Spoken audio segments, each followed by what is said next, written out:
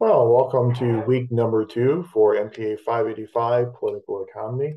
For this week, we're going to focus primarily on topics such as public versus private goods, market efficiencies, and market failures. So, what you have in terms of your readings for this week, you have chapters 3, 4, and 5 in your primary textbook.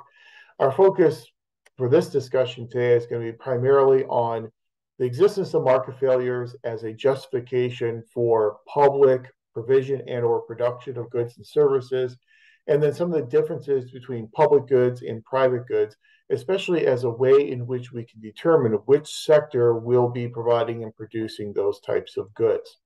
So as you go through your readings, what you'll realize is that one of the primary topics for the week will be the existence of a market failure. And a market failure often sounds like a very negative, a very pejorative type of term. But by market failure, all we really mean is that either the private sector cannot or chooses not to produce a needed good or service.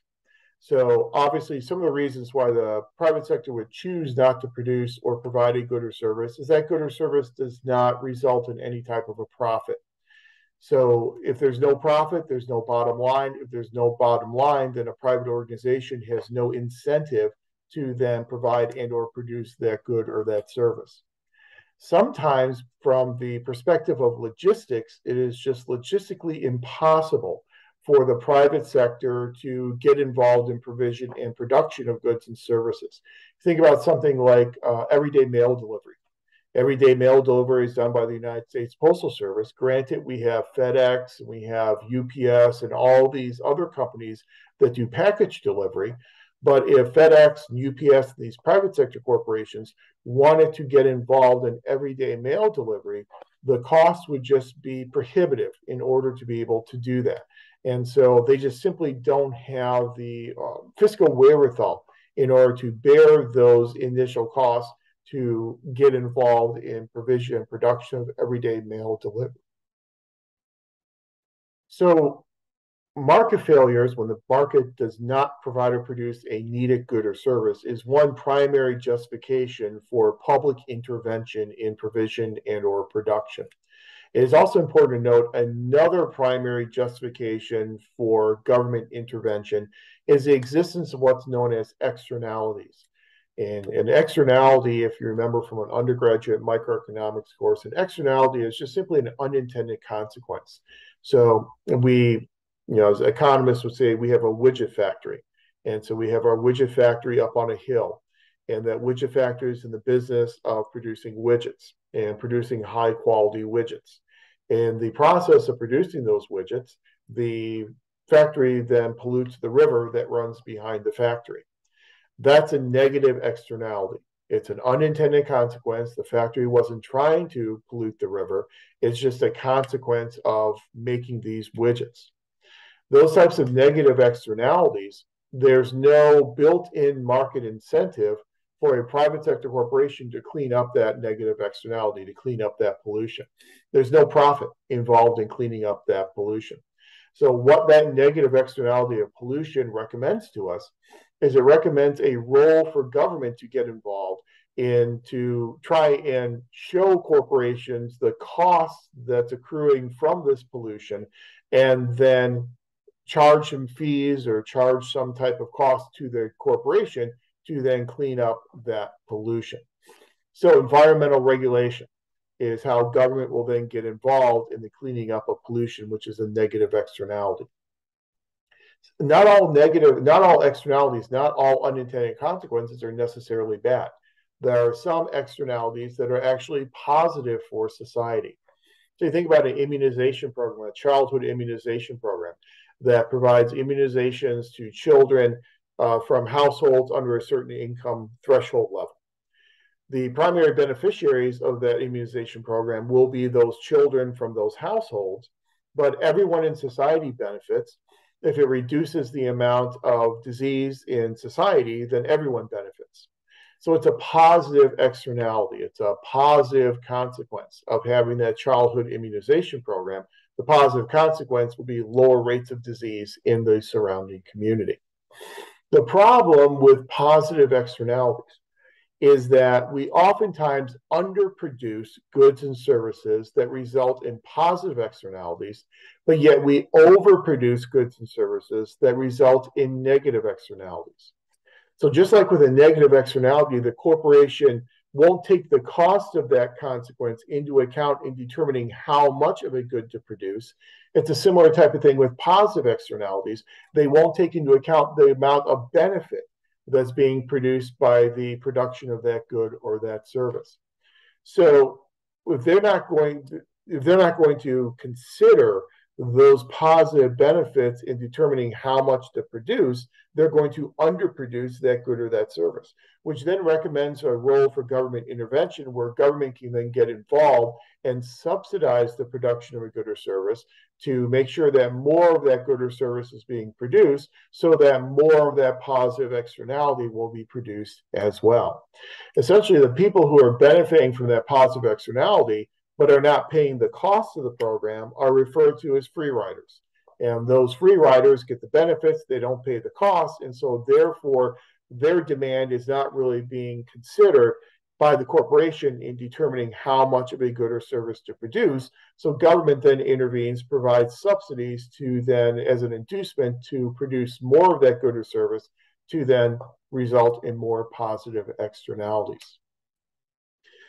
But whether it's the public sector or the private sector providing and or producing a good or service will oftentimes depend upon the type of good that we are looking at. And there are essentially four different types of goods that we have in our economy.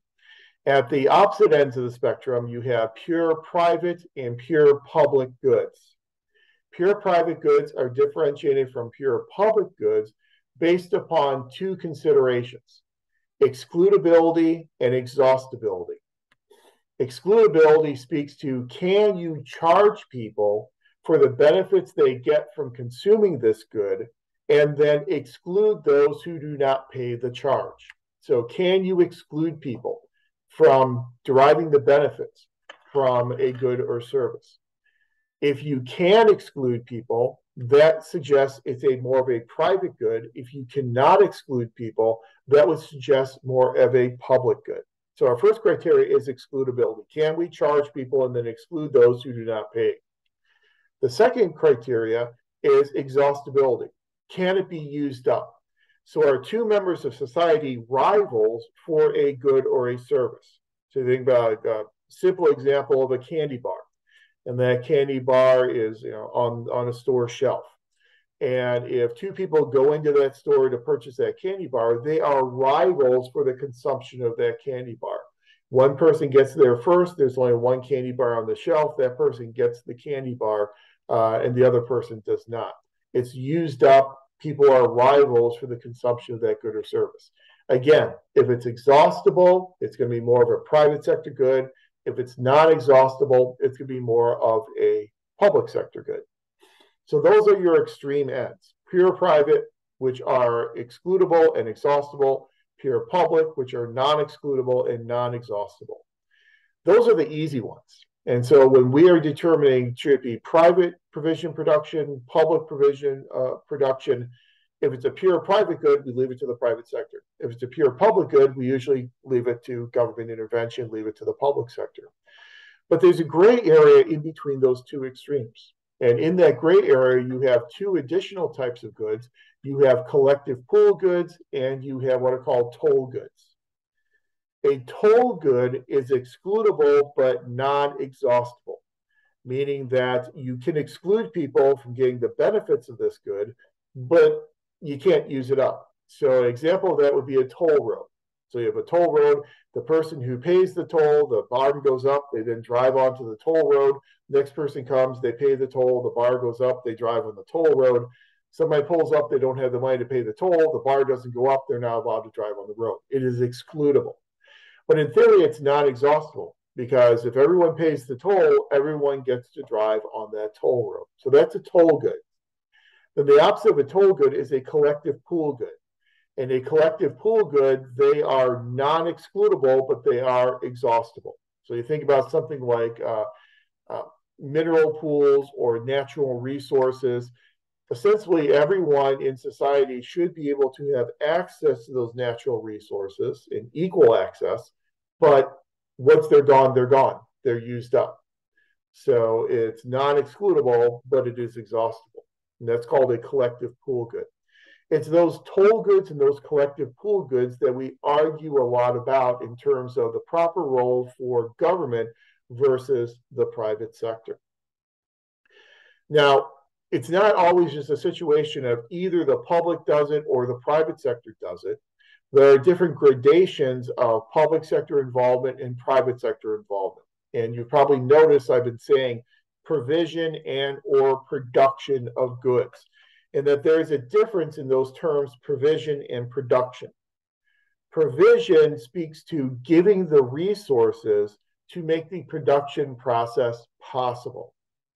Production is the actual creation of that good or that service.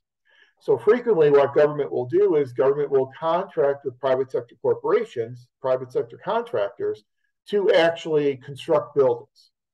So whenever you put out a request for proposals and then you accept a bid from a contractor and you award that bid and that contractor comes in and begins construction on that building, that's kind of an element of privatization whereby the public sector is providing the resources, they are paying the contractor, but the actual building of the building, the actual construction, the production is being done by the private sector. And that's kind of the common arrangement that we have with privatization.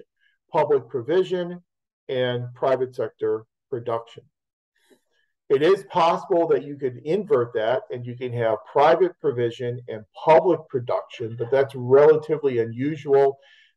Just an example of that could be if you have a concert promoter and that concert promoter wants to hire the local police department to do the security. And so they hire that local police department, they pay the local police department, so the concert promoter is doing the provision, they're providing the resources, but then the actual production of security is being done by the local police department. Again, that's more of a rare type of situation. So as we try and determine the proper role of government in provision and production of goods and services, we consider all these factors. We consider, is the market able to do it? Is the market willing to do it? Do we have market failures? We also consider the externalities. Will the production of this good or service result in a positive or a negative externality? And if those positive and negative externalities are severe enough, then that suggests for us a role for government intervention. And then we ask the question, what type of a good is it? Is it a pure public good, a pure private good, a toll good, or a common pool good? Pure private goods, we usually leave to the private sector. Pure public goods, we usually have government involvement, at least in terms of the provision of resources for the production of that good. If it's a toll good or a common pool good, it's kind of in that gray area in between. And that's where we argue a lot about the proper role for government in provision and or production. So in addition to your readings this week, you also have some videos provided for you. And I won't go through all the details of those, but as you know, you have a supply and demand video to kind of reacclimate you to the ideas of supply and demand in terms of micro and macroeconomics. You have an introduction to macroeconomics, talking about some major indicators of economic health. We'll talk about recession. It talks about unemployment rates. It talks about gross domestic product and the components of gross domestic product so that you can have some working familiarity with some indicators of economic health that we use in this country. Another video on productivity and growth, again, focusing on the idea of gross domestic product, CPI, and all those good types of things. And a video on inflation, which is always very applicable to contemporary discussions, talking about, again, CPI as an indicator of inflation and some of the drivers of inflation, some examples of what happens with inflationary pressures in other countries. You also have some supportive videos on there, how to write a thesis, a little refresher on APA format to help you with your writing assignment, and a sample APA paper as well, so that you can really see some good examples of how you produce papers adhering to APA format.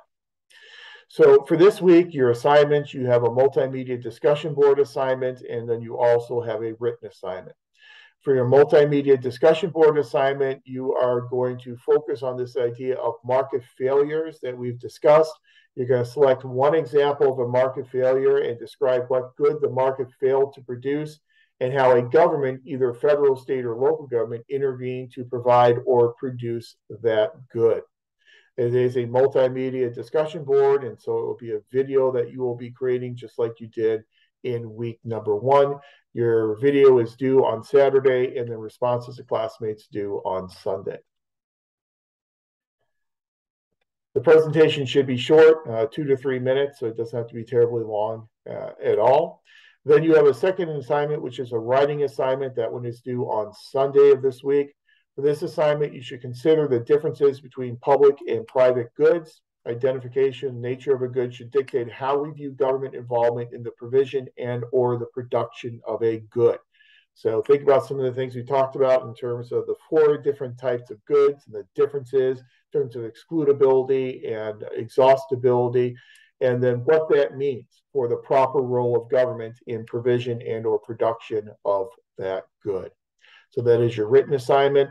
The written assignment, again, is going to be relatively short. We're looking at parsimony and certainly quality over quantity. As you prepare the paper, again, you're going to be selecting one good that you consider public, one that you consider to be private, and then justify how you have categorized those goods as either being public or private in nature. In that justification, you want to focus on the ability to exclude from people from receiving benefits, as well as the ability to the good to be exhausted. Again, the concepts that we talked about earlier in this week's video. So that is your written assignment. We've got some recommendations for you beginning the paper with a thesis paragraph to set up the point you'll make in the paper, along with then 3 supporting points or themes to defend that thesis. So present your thesis and then present 3 supporting themes to support that thesis. Each supporting paragraph should expand on each of your supporting themes. And in each paragraph, use information from lecture, the video, videos that are provided, textbook, outside research to support your claims. And then, as always, close your paper with a summary paragraph. Again, it should be done in APA format with in-text citations, and you have the examples that you can reference in this week's weekly learning activities. And the paper should, again, be parsimonious. It should be concise, should be somewhere in the range of about 2 to 4 pages in length. So a multimedia discussion board assignment as well as a written assignment. If you have any questions about the assignments or any questions about the topics for this week, as always, feel free to reach out to me and email me. Otherwise, I hope everyone has a great week. I look forward to viewing your discussion board as well as reading your written assignment. So have a great week.